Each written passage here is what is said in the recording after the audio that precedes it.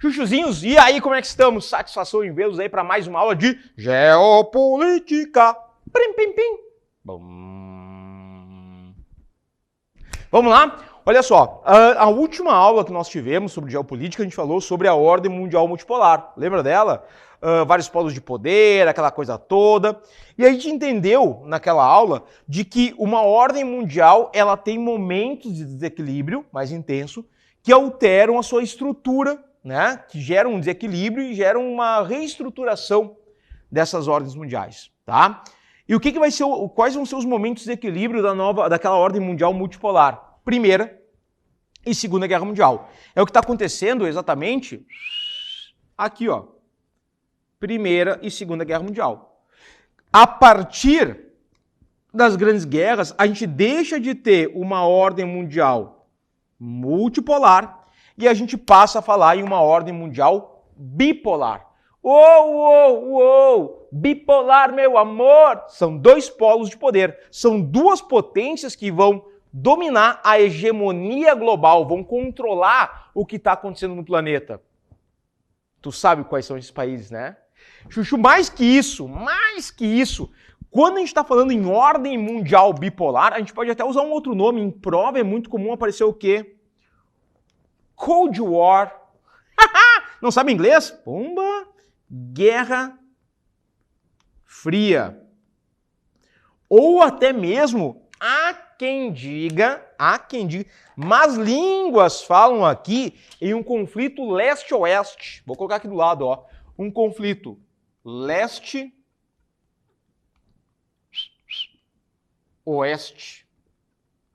Né?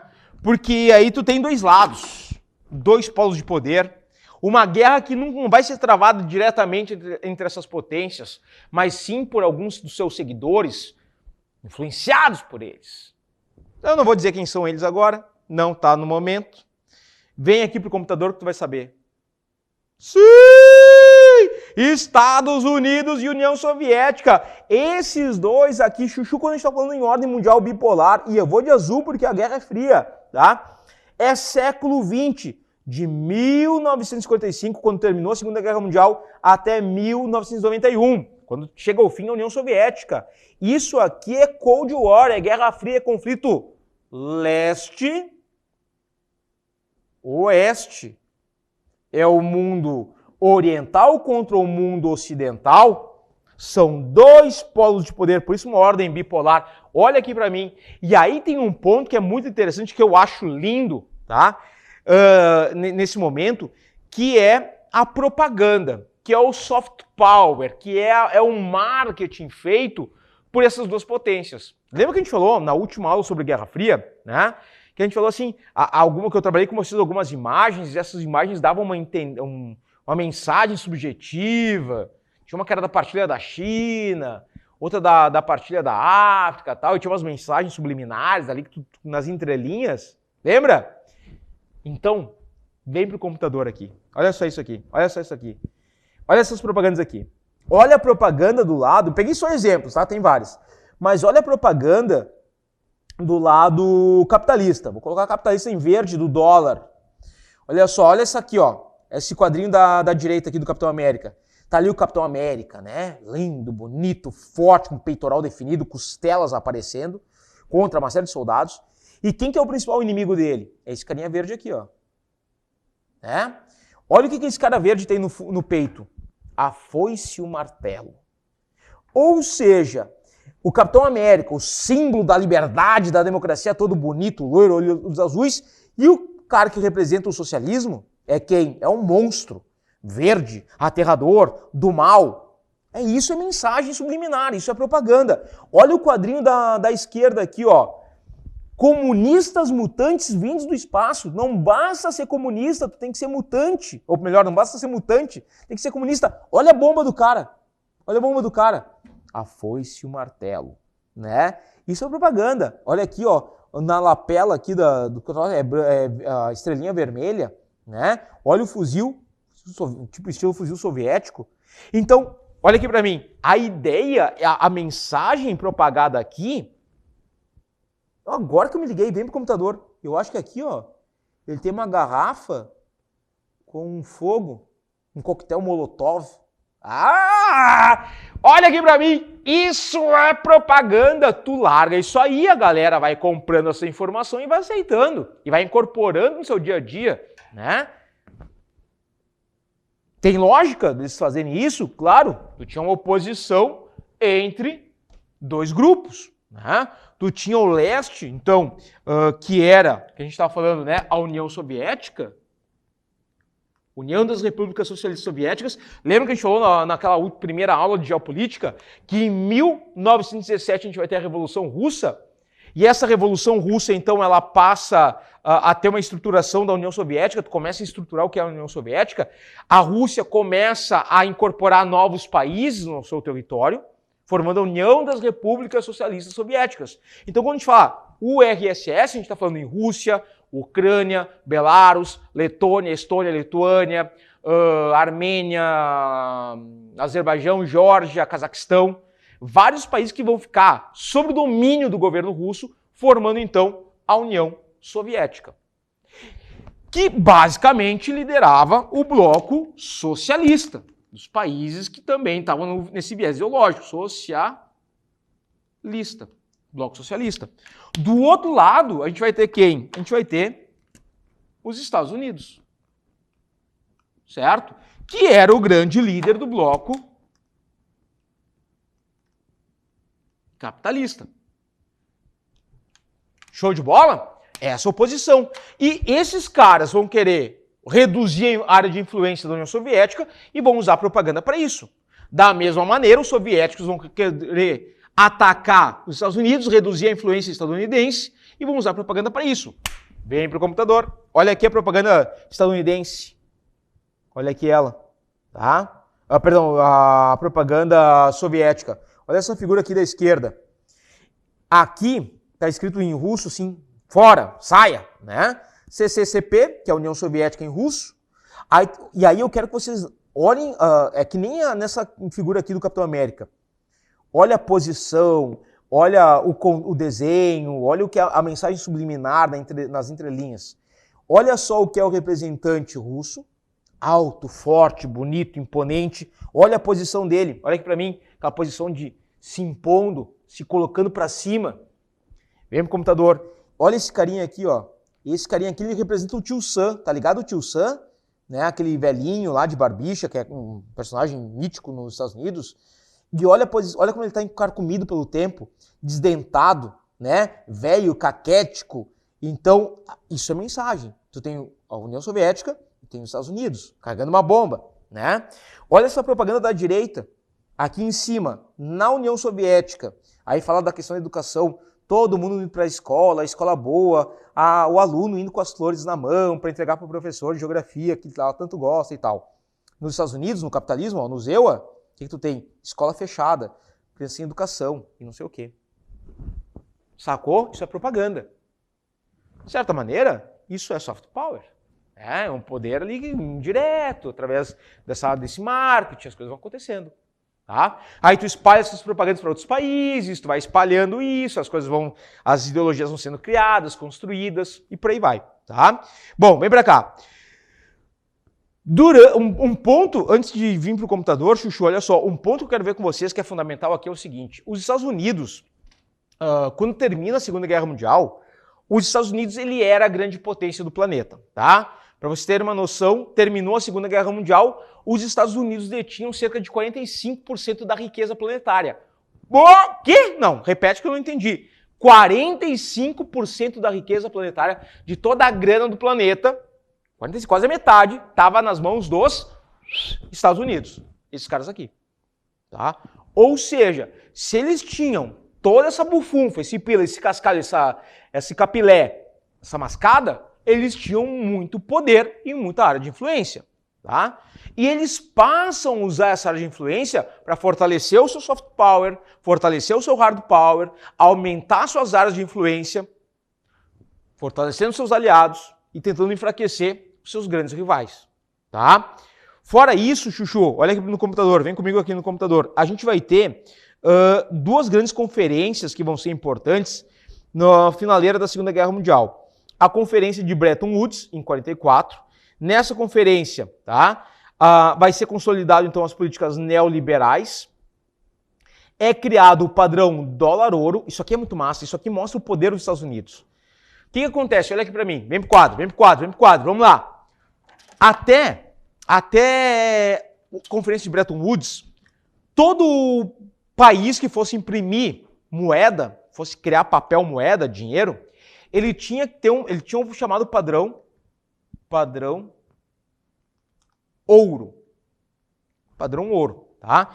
Então, o país que fosse imprimir moeda, papel ali, dinheiro, né? Sei lá, 3 notas de tantos dinheiros.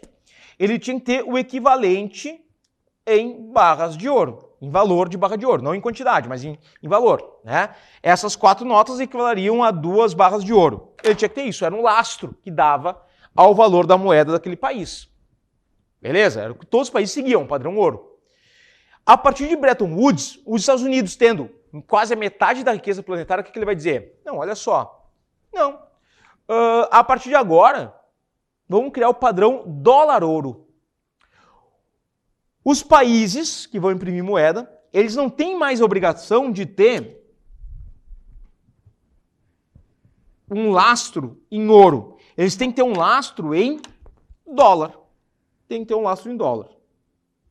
Que era a moeda dos Estados Unidos, lastro em dólar.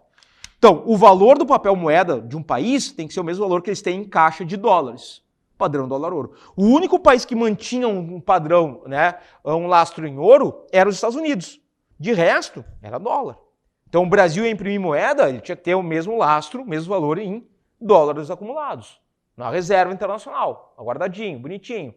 Argentina, a mesma coisa. Sei lá, Inglaterra, a mesma coisa. Era esse papel. Cara, isso eu trouxe aqui para mostrar o seguinte, olha o poder que eram os Estados Unidos nesse momento.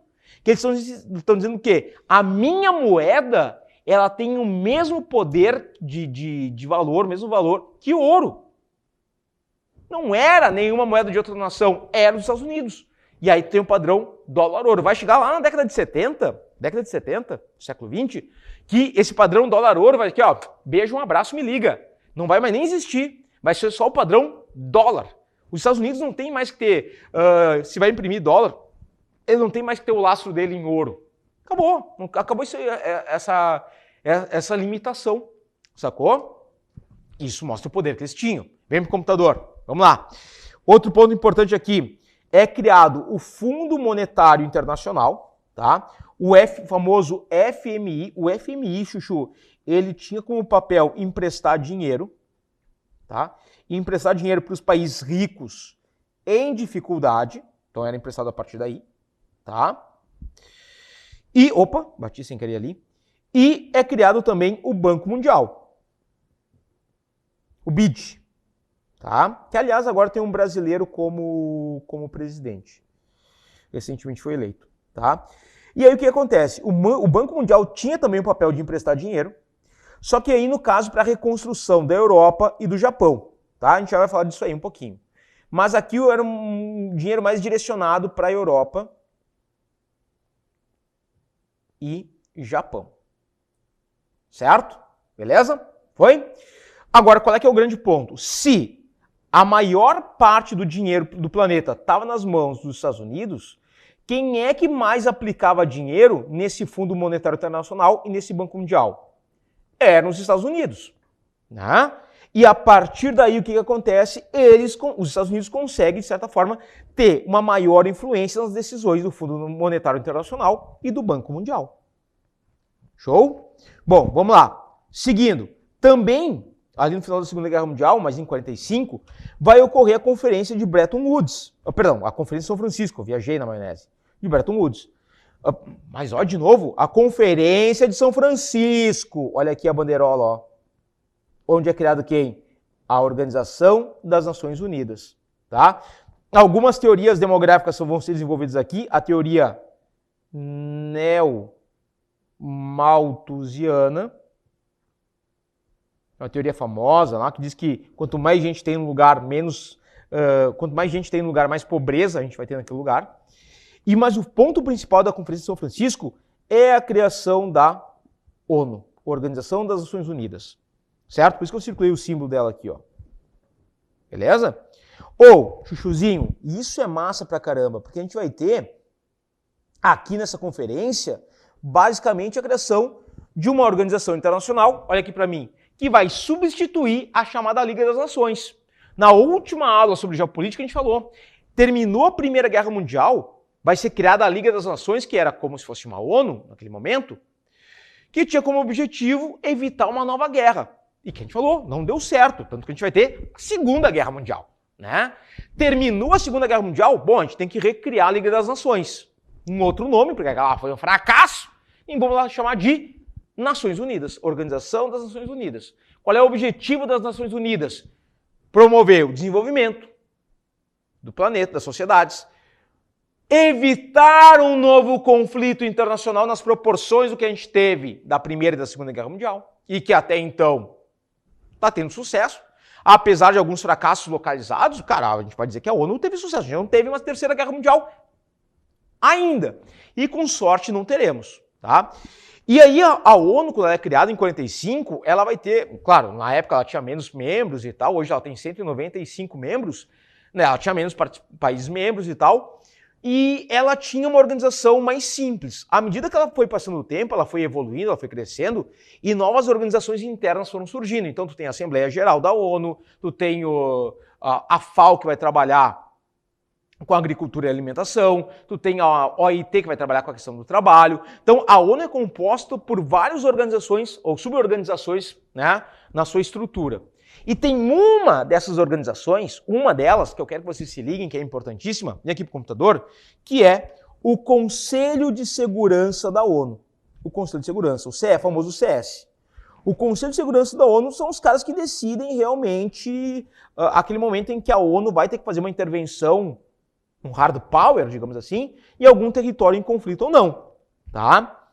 Quem são esses membros do Conselho de Segurança da ONU? São 15 países no total, entretanto, tu tem que lembrar esses 5 aqui, ó. Quem são esses 5? Esses 5 são os membros permanentes.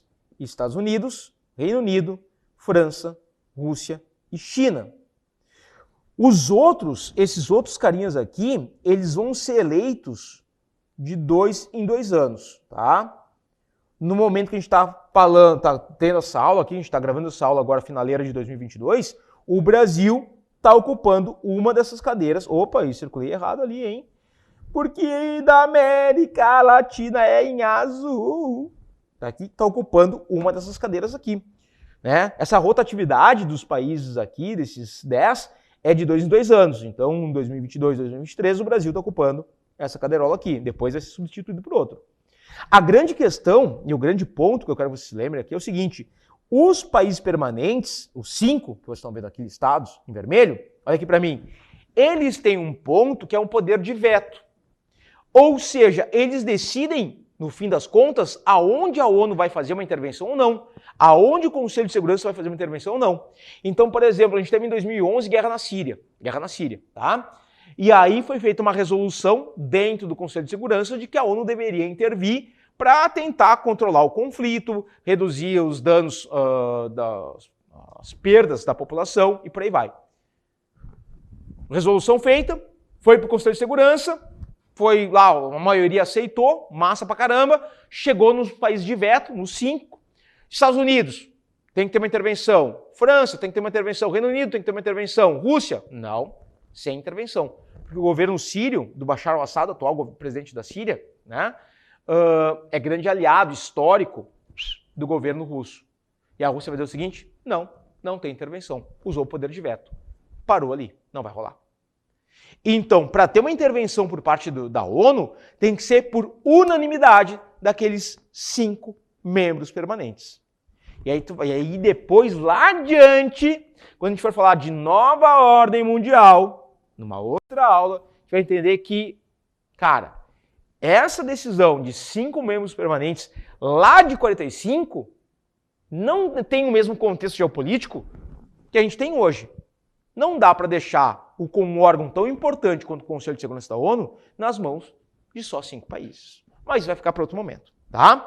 Mas para tu pegar a visão de como os Estados Unidos estão ali também. reorganizando as coisas. A União Soviética estava ali também, né? E aquelas disputas ali, aquela geopolítica. Vem pra cá, vem pro computador, vamos lá.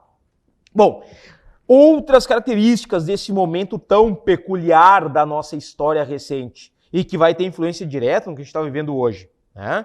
Aqui, o capitalismo já não é mais um capitalismo industrial, é um capitalismo financeiro, ou seja, indústrias e bancos estão associados. A indústria precisa desenvolver tecnologia, pega dinheiro emprestado com os bancos, que vão lucrar cada vez mais à medida que a indústria lucra mais, tá? E cria-se, a gente vai ter um fortalecimento da política keynesiana. O que é o keynesianismo? É o Estado intervindo na economia. Isso aqui vai ser muito forte após a crise econômica de 1929. O governo estadunidense ele vai interferir diretamente na economia para fazer o país tentar crescer de novo, né? Então, infraestrutura e tal. E eu coloquei essas imagens aqui porque eu acho elas muito interessantes, né? Essa aqui de cima eu acho ela emblemática. Tu vai ver ali no outdoor de fundo, né?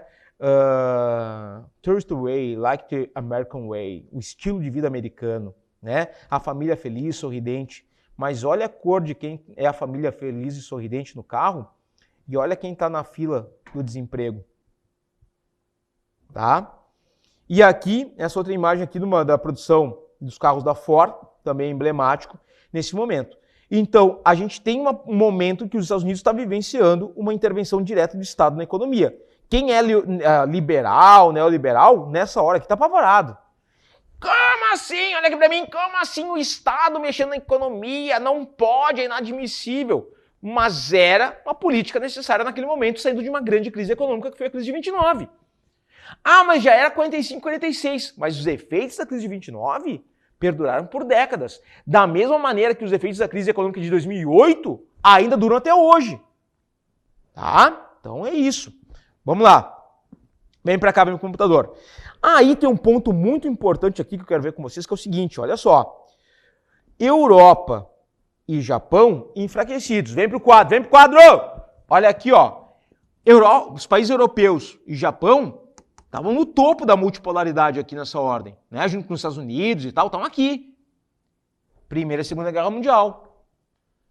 O Japão saiu da Segunda Guerra Mundial. Tu lembra como é que o Japão saiu da Segunda Guerra Mundial?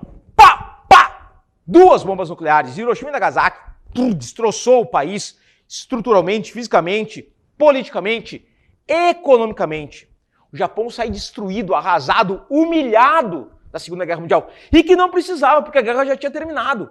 Os Estados Unidos largou as duas bombas nucleares no Japão para mostrar quem estava mandando no mundo naquele momento. Não foi para reduzir o poder bélico do Japão, já estava bem reduzido. O Japão estava praticamente entregue já.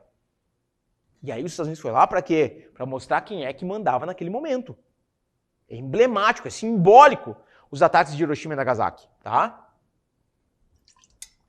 E a Europa também está enfraquecida. Chuchu, a Europa está enfraquecida. Tantos países que saíram vitoriosos da Segunda Guerra Mundial, como Inglaterra, França, os derrotados nem se fala, né?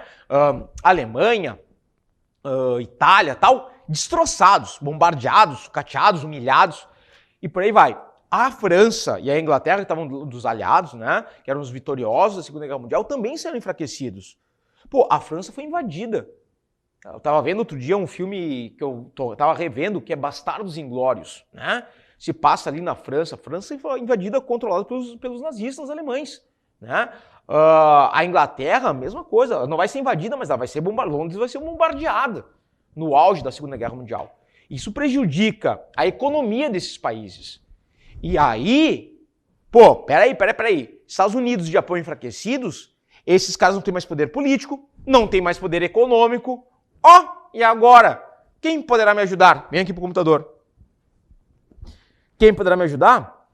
Um carinha chamado Estados Unidos da América, tá? Que vai desenvolver o chamado Plano Marshall e o Plano Colombo. Chuchu, olha só. Plano Marshall, quando a gente está falando em Plano Marshall, tá? Basicamente é dinheiro vindo do Banco Mundial para a reconstrução da Europa. Olha só.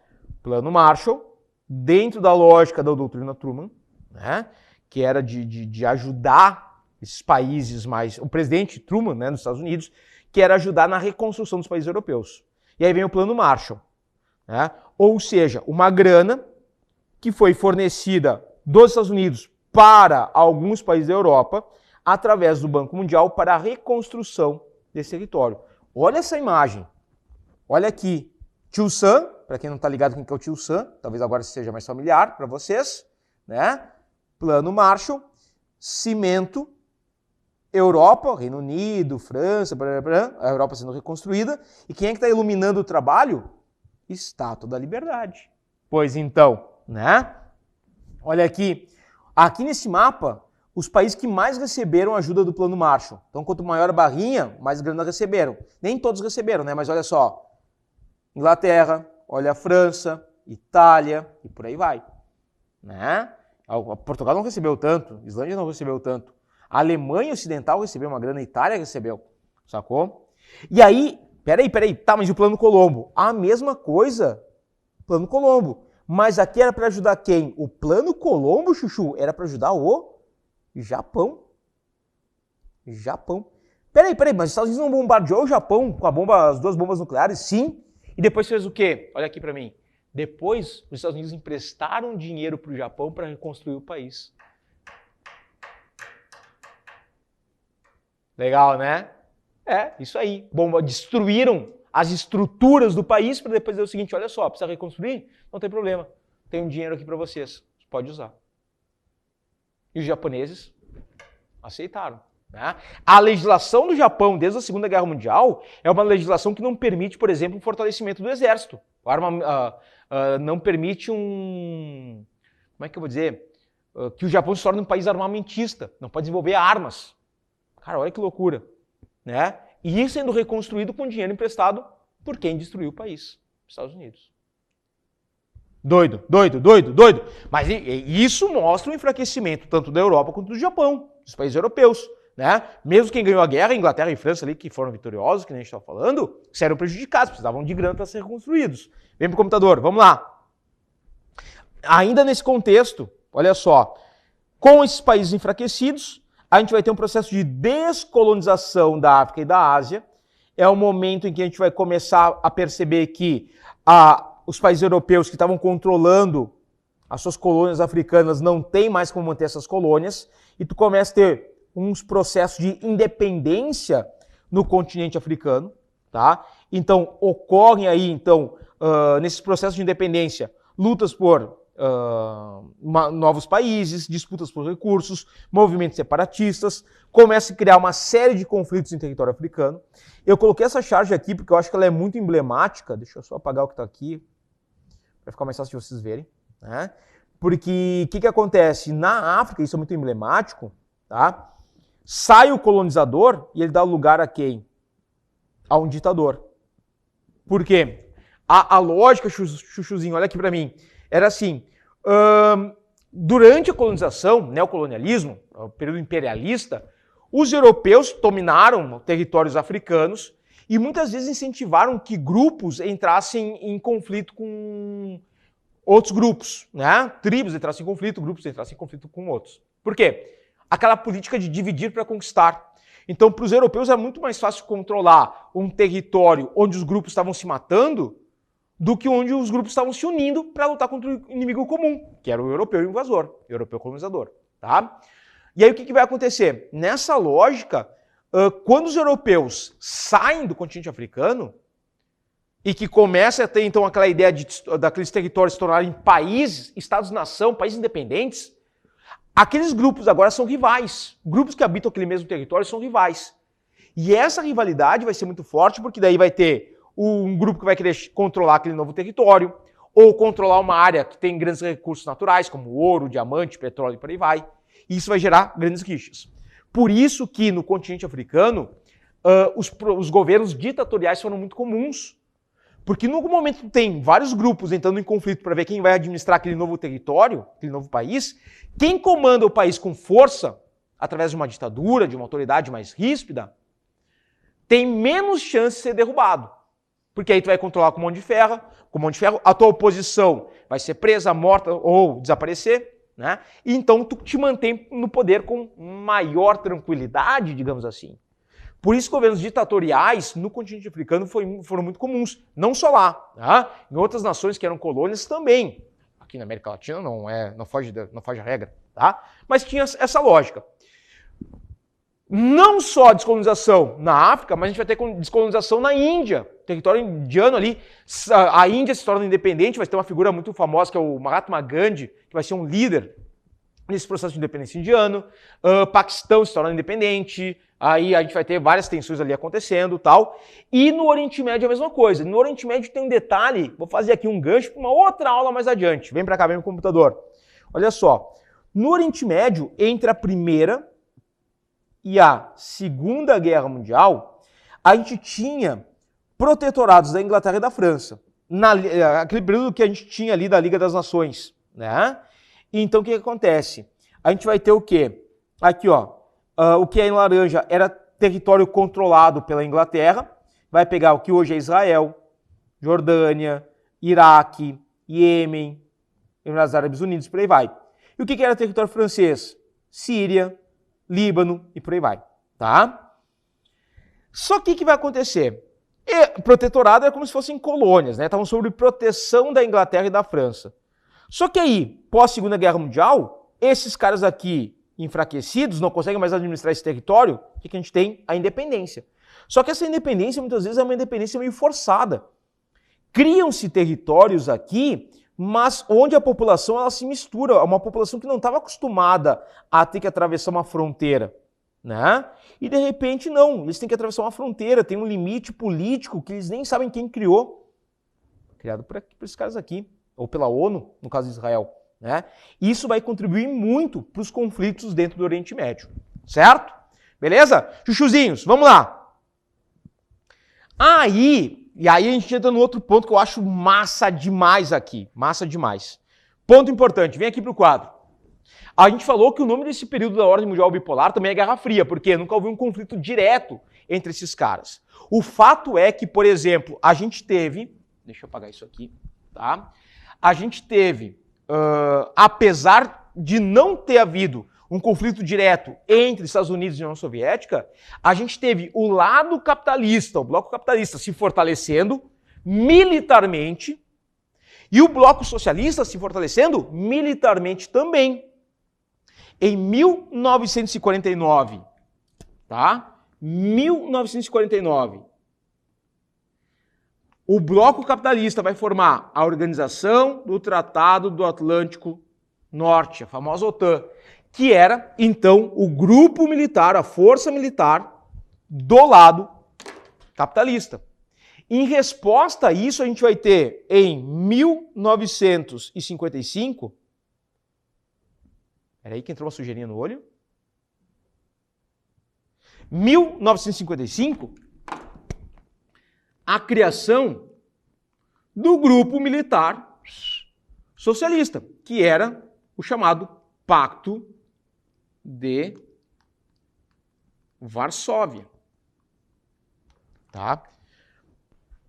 Olha só que loucura, tu tem dois blocos militares, cada um defendendo um lado, mas que nunca chegaram, e aí a OTAN até hoje já tem várias polêmicas, né? A guerra Ucrânia e Rússia gira muito em cima da questão da OTAN. A gente vai falar isso mais adiante, né? Mas as tensões estão acontecendo. Nunca houve um conflito direto entre os dois? Não, nunca aconteceu. Mas estava ali, ameaças, tensões, dedinho assim, ó, no botão para gerar um ataque nuclear e aquela tensão acontecendo. Porém, indiretamente, a gente vai ver vários conflitos acontecendo. Então, por exemplo, vários casos que tinha assim, tinha lá um país que tinha um governo aliado da União Soviética, e os rebeldes que queriam derrubar esse governo eram apoiados pelos Estados Unidos. Ou um governo que era aliado dos Estados Unidos e os rebeldes que queriam derrubar aquele governo eram aliados da União Soviética. E aí tu tem esses conflitos indiretos acontecendo. Vem para o computador aqui, vamos lá. Tá? Por exemplo, desses conflitos indiretos que a gente vai ter, a gente pode falar aqui, ó, na Revolução Chinesa, em 49. Revolução Chinesa de 49, quando Mao Tse-tung, que é esse risonho aí da foto maior, ele vai colocar, né, a China, vai tornar a China um país socialista, e se aproximando da União Soviética, obviamente, tá? A gente vai ter a Guerra das Coreias entre 50 e 53. A Coreia do Norte, então, apoiada pelos socialistas, e a Coreia do Sul pelos Estados Unidos. A Guerra do Vietnã, 55 a 75. Chuchu, na Guerra do Vietnã, mesma coisa. A gente tem um lado, né, que é apoiado pelos Estados Unidos, que era o Vietnã do Sul, e um lado apoiado pela União Soviética, que era o Vietnã do Norte. Quem vence é o Vietnã do Norte. Revolução Húngara, Revolução Cubana em 1959, quando Hugo Chávez. Quando o Fidel Castro chega ao poder, a Primavera de Praga, a Guerra do Afeganistão em 72. Certo? Revolução Iraniana, no Irã em 79, as ditaduras militares na América Latina, com Brasil, Chile, Argentina, Nicarágua, Uruguai, entre outros. Essas todas aqui com o apoio de quem? O apoio dos Estados Unidos, para combater o fantasma do socialismo soviético que se apairava sobre a América do Sul. Cuba já tinha se tornado um país socialista. Então, aqui, só através da força e da ditadura, vamos proteger os países do comunismo e blá, blá, blá, blá, blá, blá, blá, blá. Funcionou, ditaduras foram impostas. Tortura, perseguição e por aí vai. Né? Então eu coloquei aqui, ó, Guerra das Coreias, Vietnã, Revolução Cubana, Revolução Iraniana, ditadura no Brasil. É isso. Então, esses conflitos que vocês estão vendo, e vários outros, eu listei alguns aqui, eles são os conflitos indiretos que a gente vai ter nessa chamada Guerra Fria. Tá ligado? Então, indiretamente as coisas estavam acontecendo. Rivalidades estavam sendo acirradas. Bom, para a gente começar a concluir, tá? Olha só. Aqui, nesse momento, a gente vive o capitalismo financeiro, que nós já mencionamos, tá? A DIT, a Divisão Internacional do Trabalho, agora deixa de ser aquela DIT do imperialismo para ser uma DIT clássica. O que mudou? Nada. Praticamente a mesma coisa. Olha aqui para mim. Como assim? Não mudou nada. Tá, mudou, mas continua igual. Sabe como é que é? Quando as coisas mudam, mas são exatamente iguais? Sabe? É isso, é isso. Tá, peraí. A DIT do imperialismo era a relação entre colônias e metrópoles. As colônias mandavam matéria-prima para a metrópole e a metrópole mandava produtos industrializados para as colônias. Isso aí. E na DIT clássica, como assim não mudou? Vem cá que eu vou te mostrar. Ó, em vez de ser metrópole, agora é país desenvolvido. Em vez de ser colônia, agora são países subdesenvolvidos, não industrializados. O que um subdesenvolvido manda para um país desenvolvido? Matéria-prima. O que um país desenvolvido manda para um país subdesenvolvido? Produtos industrializados. Mesma coisa. Não mudou, mas mudou. Não mudou nada. A relação comercial da DIT não mudou. Só mudou que agora tu não fala mais em metrópole e colônia, tu fala de países independentes. Países ricos são os países desenvolvidos, ou hoje a gente fala em países centrais, e os países subdesenvolvidos não industrializados, que são os países pobres. Mas o de resto continua a mesma coisa. Sacou? Vamos lá. Ui! Isso aqui é lindo demais, lindo demais. A Alemanha dividida. A Alemanha tomou-lhe um pau na Segunda Guerra Mundial, né? O Adolfinho lá, né? Vou dizer que fudeu tudo, mas ele fudeu tudo. E aí a Alemanha sai perdida, sai destruída e sai dividida. Tu tem essa linha aqui, ó, que divide a Alemanha em duas. A gente passa a ter a chamada Alemanha, né? A chamada Alemanha Oriental, administrada pela União Soviética, ou a República Democrática da Alemanha, e a gente passa a ter a Alemanha Oriental, ou República Federal da Alemanha, que é administrada pelo Reino Unido, França e Estados Unidos. Cara, olha isso. Isso aqui é o resultado, essa divisão é o resultado da chamada Conferência de Potsdam, de 1945. Terminou a Segunda Guerra, a Alemanha perdeu, vamos dividir ela, né? E vamos administrar. E aí Berlim, a cidade de Berlim, que está aqui, ela, a capital da Alemanha, tá? Também vai ser dividida. Olha só, tem a Berlim Oriental, administrada pela União Soviética, e a Berlim Ocidental, então, francesa, inglesa, estadunidense. Certo? Bom, nisso, talvez nos momentos, olha aqui para mim, talvez nos elementos mais simbólicos do que vai ser a Guerra Fria, dessa oposição leste-oeste, seja na Berlim dividida, seja na Berlim ocupada. Porque até então, essa divisão leste-oeste do mundo, ela era muito teórica, em cima de fronteiras e tal. E na Alemanha dividida, essa divisão do mundo, ela ganha uma estrutura física, que diz assim, não, aqui é o lado ocidental, aqui é o lado oriental, aqui é o lado capitalista, aqui é o lado socialista. Sabe do que eu tô falando, né? Ah, malandrinho, vem pro computador. O Muro de Berlim. O Muro de Berlim, perfeito. Esse muro, né? Vou colocar aqui, ó, Muro de Berlim. Ele vai ser construído em 1961, se não me engano, acho que é outubro, agosto, setembro. Não, janeiro, fevereiro, março, abril, maio, junho, julho, agosto, setembro, outubro. Acho que agosto, não me lembro agora, mas enfim. Ele ali, em 1961, ele vai separar, é basicamente isso aqui, ó, ele separa Berlim Ocidental da Berlim Oriental, tá? E a ideia, né, é bem, e é por isso que eu estava dizendo assim, ele é um emblemático de uma estrutura física separando a parte socialista da parte capitalista do mundo, beleza? Bom, vamos lá. Dentro dessa lógica que a gente está falando da Guerra Fria, a gente também tem um ponto importante que é a chamada corrida espacial e militar. Os dois caras aqui, os dois países disputando, né, tanto a questão bélica quanto a questão de corrida espacial. Pô, isso é muito massa, porque assim a gente vai ter momentos bem importantes, invenções e descobertas bem importantes. A gente vai ter aqui, de novo a propaganda, né, clássica, olha só, da NASA, né, e da União Soviética, com a NASA com seus astronautas, a União Soviética com seus cosmonautas.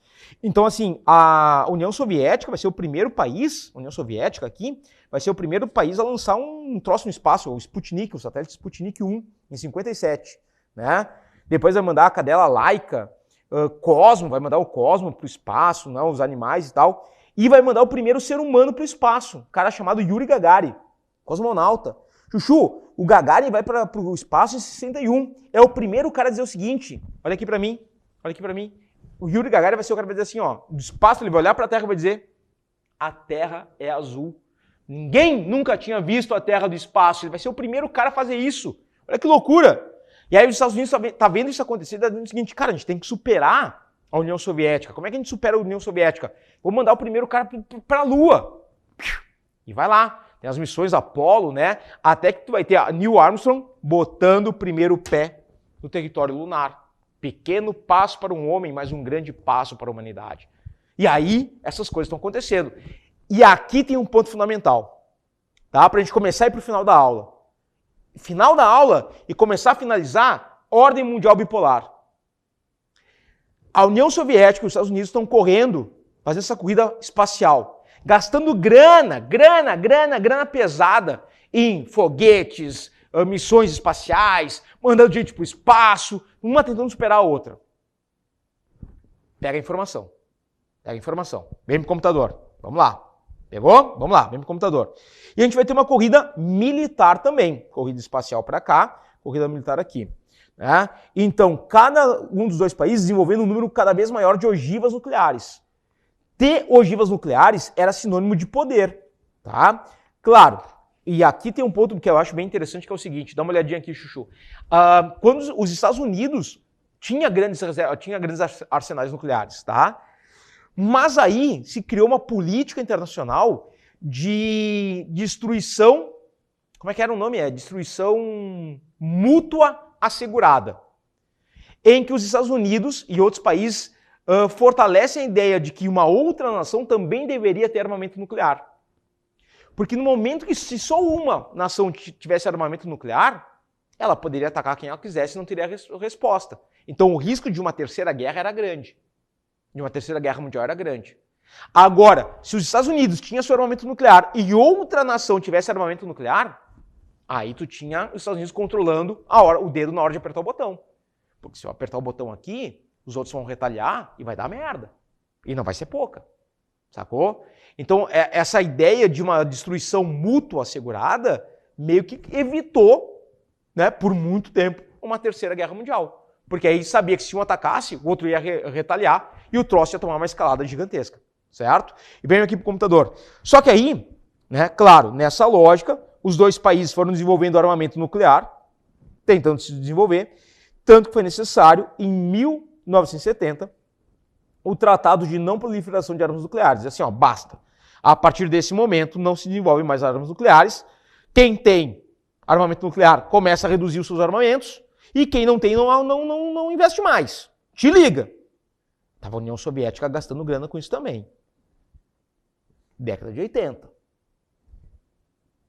Acidente nuclear em Chernobyl. Já ouviu falar, né? Chernobyl, que está na Ucrânia, mas na época era parte da União Soviética, certo?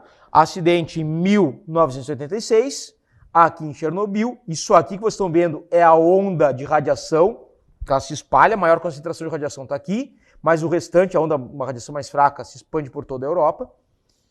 E a União Soviética tendo que lidar com esse problema. Chuchu, olha só, isso aqui, houve uma explosão no reator de Chernobyl, da usina Chernobyl, vazou radiação por semanas, essa onda radioativa se espalhou por praticamente todo o território europeu, e o governo soviético tinha que resolver esse pepino.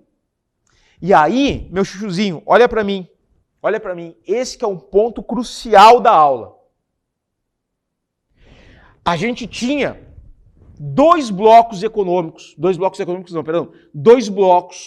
um capitalista liderado pelos Estados Unidos, um socialista liderado pela União Soviética. E aí tu tinha corrida espacial, corrida militar, tu tinha o acidente nuclear em Chernobyl, e esses caras aqui, eles estavam gastando grana a rodo para lidar com esses eventos. Tu acha que corrida espacial, qualquer troquinho tu tá mandando alguém pro espaço? Tá errado. Tu acha que armamento nuclear, qualquer troquinho tu tá comprando urânio, plutônio para fazer uma arma nuclear? Tá errado. Resolver o problema de Chernobyl, tu acha que é barato? Não é. Os caras tiveram vários mecanismos para tentar controlar o vazamento radioativo em Chernobyl, não deu certo. Tem uma minissérie linda, uma minissérie curtinha, chamada Chernobyl. Cara, assiste. É impressionante o troço, tá? Mas o fato é o seguinte, o governo soviético conseguiu controlar a emissão de radiação de Chernobyl, sabe como? Construindo um domo de metal, de chumbo, e colocando em cima da usina. Cara, é uma fortuna para fazer um troço desse. É uma grana inacreditável. E esse que é o ponto. Todo esse dinheiro saindo não está voltando para a economia socialista, não está voltando para a economia soviética, perdão, para a economia soviética, tá? Então a União Soviética está gastando com várias coisas e o dinheiro não está voltando. Mais que isso, está enfraquecendo a economia soviética. Alguns aliados já estão dando um pé atrás. A China já está dizendo que nessa época, década de 70, 80, a China está dizendo que socialismo soviético já não é um bom modelo, acho que não dá certo. E a China vai começar a buscar uma alternativa. Não capitalismo, mas também não socialismo. Uma terceira via, o caminho do meio. O que tem de melhor no capitalismo, o que tem de melhor no socialismo, e ele encontrou o seu caminho. Deu certo, tanto que a China está aí. Segunda maior economia do mundo, logo vai se tornar a maior economia do planeta. Tá? Os Estados Unidos, mas daí tu vai dizer assim, mas os Estados Unidos também estavam gastando grana. Tava gastando grana, mas é um país capitalista. Tudo que era investido, sei lá, em corrida militar, em corrida espacial, corrida militar, as coisas eram revertidas no quê? Produtos para venda. Então, tá ligado? O ar-condicionado, micro-ondas, tudo isso vai ser, essas tecnologias são desenvolvidas exatamente quando? Na corrida espacial. E são revertidas no quê? Bens de consumo, que a gente está comprando, fazendo gerar economia, que não acontecia desse lado. Então, aqui, tu tem a União Soviética se enfraquecendo, que eles estão gastando grana atrás de grana. A guerra do Afeganistão, que nós mencionamos antes de 72, tá? A União Soviética vai gastar uma grana invadindo o Afeganistão, sabe para quê? Para tomar ali uma surra e sair aqui, ó, com o rabinho entre as pernas. Tudo isso foi enfraquecendo a economia soviética. E aí, cada vez mais fraca, década de 70, década de 80 enfraquecida. Um primeiro momento que a gente vai perceber que a economia soviética está indo para as cucuias, é isso aqui no computador, ó. 1989, queda do Muro de Berlim. A Alemanha está indo rumo à reunificação. O Muro de Berlim é dividido, ele é derrubado, tá? Ele não cai, ele é derrubado. A população vai às ruas e derruba esse muro porque percebe que já não tem mais um controle da Berlim Oriental, da Alemanha Oriental. Divisão, ou melhor, reunificação da Alemanha. Tá? Beleza? Mais que isso, vamos lá. E aí, olha só a corrida espacial e militar, olha isso aqui. Olha o número de ogivas nucleares que a gente vai ter, né, sendo desenvolvidas ao longo desse período. Então, olha em 1950, eu tinha 350 ogivas nucleares nos Estados Unidos, 5 na União Soviética. Olha em 1989, 22.500 nos Estados Unidos, 32.000 na União Soviética. O que eu quero dizer com isso? Chuchu, olha a grana que a União Soviética gastou. Lembra que eu estava dizendo para vocês? E isso, olha aqui para mim no quadro, isso não dava retorno. E a União Soviética gastava, enfraquecida. O Muro de Berlim caiu, e aí o governo soviético tá vendo assim, ó, cara, não vai dar certo, a gente tá chegando ao fim, não vai dar, ih, tá dando uma merda tão grande, os aliados indo para fora, não sei o que, aquela coisa toda. E chega o ponto culminante, 1991, vem pro computador, 1991, um novo presidente soviético, um cara chamado Mikhail Gorbachev, ele implementa 2 políticas no país, tá? Que a gente vai conhecer como Glasnost e a Perestroika. Chuchu, olha só, Glasnost, tá? Vou colocar aqui. Basicamente foi o quê? Uma reestruturação política, tá? Uma reestruturação política. Ou seja, a gente passa a ter agora na União Soviética não mais um único partido, como era, por exemplo, o Partido Comunista Soviético.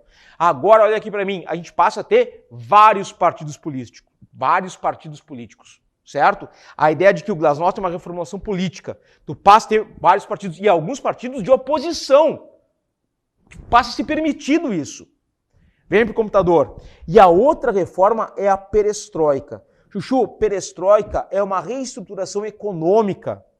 Ou seja, a partir de agora, a União Soviética deixa de ser um país socialista e passa a ser um país capitalista. Com isso, a União Soviética chega ao fim. Não existe mais União Soviética, olha o barco afundando. Os Estados Unidos saem como grande vencedor da Guerra Fria, consolidando seu papel como a maior hegemonia do planeta, a maior potência do planeta. E do fim da União Soviética surgem 15 novos países. São os barquinhos de papel que tu está vendo ali, ó.